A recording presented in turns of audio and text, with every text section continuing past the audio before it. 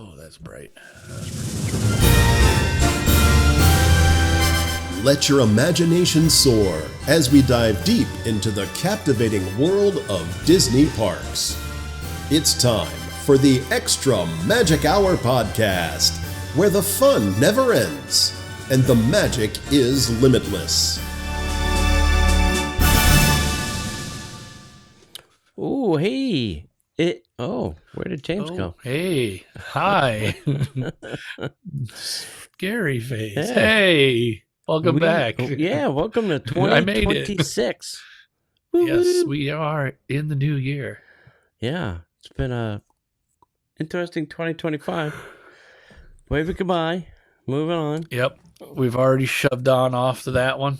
Yeah, we're gone. Shoving on into this one. We're gone. So we got a whole new year. We'll figure some stuff out. Whole new year. I'm sure there'll be things to talk about. Disney never disappoints with stupid things to a talk lot. about. Nope. They got all sorts of things. I'm sure more on the way. Oh, I'm sure. I gotta sneeze now. Oh, hold on.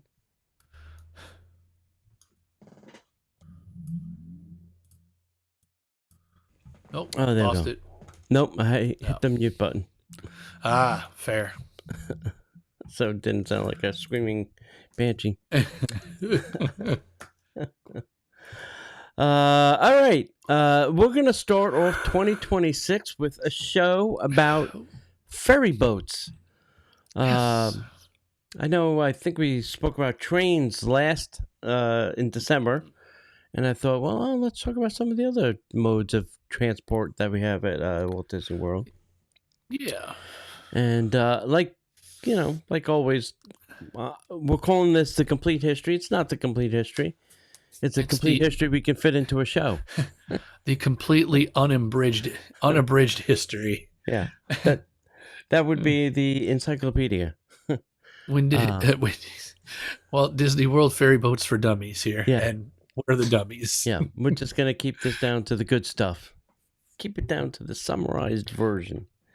So here we go. We're going to talk about concepts and then the planning. Then James is going to pick up some design and construction. And then we're going to talk about opening day operations. And then we're going to, if this thing gets out of my way, we'll talk about some fun facts. And then what is the legacy of ferry boats. So, all right. So, when Walt Disney World was being designed in the late 60s, Walt Disney himself was adamant that the new Florida park would have a sense of charm, serenity, and nostalgia. Very different from the industrial feel of the typical mass transit. He wanted transportation to be part of the experience, not just a means to get from point A to point B. The inspiration? The ferry boats were inspired by the turn-of-the-century paddle wheelers and riverboats, the kind that traveled America's rivers in the 19th and 20th centuries. Walt loved the romantic imagery of the Mississippi and the steamboat era, which he also tied to his love of classical Americana. The concept? Ferries. They were planned as scenic, relaxing way to travel between the transportation and ticket center and the Magic Kingdom, offering guests a first taste of Disney magic before even entering a park. Walt envisioned them as more than transportation. They would set the tone for the entire day. So there you go. Ooh. All right. That's some design and construction here. Designers, Disney Imagineers collaborated with naval engineers to create vessels that were both functional and thematically charming. The goal was to make them feel like classic paddle wheelers, even though they were powered by modern diesel engines. Some names. Each ferry boat was given a name that invoked Americana and river nostalgia, such as Richard F. Irvine, a nod to a Disney executive, and Liberty Bell. Some were named after key Imagineers or historical figures. Historical figures. Capacity of these boats are also designed to hold around 400 passengers, enough to move large crowds efficiently while keeping wait times manageable. The ferries were built with steel hulls for durability and painted in classic Disney colors. The iconic paddle wheels were functional but supplemented by propellers for modern efficiency. Yeah, very cool. Yeah, if you go on them today, you can probably, it's funny, you could probably chip back to the original paint because I don't think they've ever sandblasted these things. They just paint over the last layer of whatever color it was. So if you go in there with probably a little scraper, you could probably get down to the original coat of paint. And it was interesting that, I remember as a kid, like there were no seats on them. It was just all standing room. That was the other thing that I thought was interesting with those. So if you've never taken the ferry boat, a lot of people do this. If you're going to park in the TTC, we used to take one mode of transportation there and then a different mode of transportation going back. We usually took the ferry boat going there and then the monorail coming home. It was just, what our family did, but you do you. All right, let's talk about opening day and operations. So Magic Kingdom opened October 1st, 1971. The ferry boats launched on the very first day, providing service between the TTC and the park.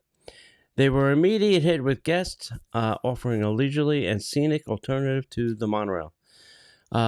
The experience was that the ride roughly took 10 minutes and gave passengers views of the Seven Seas Lagoon, the Polynesian Village Resort, the Contemporary Resort. Imagineers made sure the journey itself was an experience. Guests could hear the gentle paddle wheel splashing, the smell of the water, and the feel like they were stepping back in time. Well, the operation of these ferries ran continuously during park hours, typically departing every 10 to 15 minutes. Each boat has a crew of trained in both navigation and guest interaction, reinforcing Disney's show philosophy. So, and now I don't even think there's a cast member walking around now on the lower decks. I haven't seen one. No, I haven't all either up in a the paddle while. wheel. Yeah. And there is a upper deck and a lower deck, and either one gets the same view. So it's not a big deal whether you're up top or down below. So, all right, give us those fun facts, Mr. James. Why not? They're not steam powered. Despite appearances, the paddle wheels are decorative. The boats use diesel engines, but the illusion of a classic riverboat is perfect. The ferries can carry up to 400 passengers, but Disney also ensures they're accessible with ramps for wheelchairs and strollers, keeping magic safe for everyone. The first ferries included Richard F. Irvine, Admiral Joe Fowler, Liberty Bell, and Sasagula, each with its own story or tribute. Mm-hmm. The ferries often look like floating lanterns at night with warm lighting reflecting off the water. They're sometimes included in park photographs and videographs because of its visual charm. The ferry concept inspired similar watercraft at Disneyland Paris and Tokyo Disneyland, though scaled differently. Many guests don't realize these boats are part of the transportation system. They see them as a relaxing attractions themselves. They are kind of relaxing. Yep. But then so is the monorail. It's air conditioned. Yeah. Over 50 years, the ferries have had minimal downtime, a testament to Disney's dedication and maintenance and operational excellence. Yep. Yes, talk about maintenance. If you're looking at the Magic Kingdom, if you're like in the ferry boat driving towards the Magic Kingdom, just off to the far left, you'll see like a little opening, and that's where the ferry boats go, and that is also where the electrical water pageant is stored, and there's a big boat maintenance area back there where the ferry boats can go for their fix-ups, as long as and all the other boats actually too. So, and also, when probably 1971, they probably had the transportation ticket. I don't have mine handy. It was $1, and you could buy a bunch of them, and that allowed you to ride the transportation. I don't think the train, the monorail, and the ferry boats were not free. They cost you $1. So there was that. All right, so what is the legacy? The ferry boats are more than just a way to get around the Magic Kingdom. They're an introduction to Disney storytelling. They're a perfect combo of nostalgia, efficiency, and charm. Guests ride the monorail for speed, but the ferry boats are for experience, leisure, and a gentle immersion into Disney World. Even today, decades of updates and minor refurbishments, the Disney ferry boats remain a favorite for photographs, nostalgic visits, and anyone who wants to start their day at Disney World, the show with a scenic view. Yeah. And now they've made it easier to get to the upper deck. They built this whole ramp thing, so wheelchairs and strollers can now get up to the upper deck without, doing the stairs. So That doesn't work. no. No. Last What time happened? I was there, I asked a silly question. Which was? We don't use those anymore. And why? And what was the answer? The answer was the pistons aren't being fixed because of the way it was built. All right, well, there you go. That only lasted, what, 2 They're years? stuck in an upright position for reasons. That's great. That's good job, Disney. That's fantastic. Next on D23, Oh, gosh. we're going to fix those like we fixed the Yeti. Uh-huh. They spent a lot of time building it, so, I guess why not? Let's just hope. ruin it. Yeah. Good job.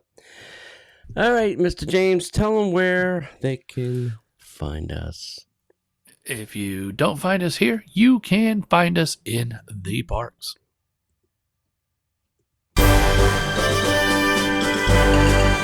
The Extra Magic Hour podcast is not affiliated with the Walt Disney Company. All Disney parks, attractions, lands, shows, event names, etc. are registered trademarks of the Walt Disney Company.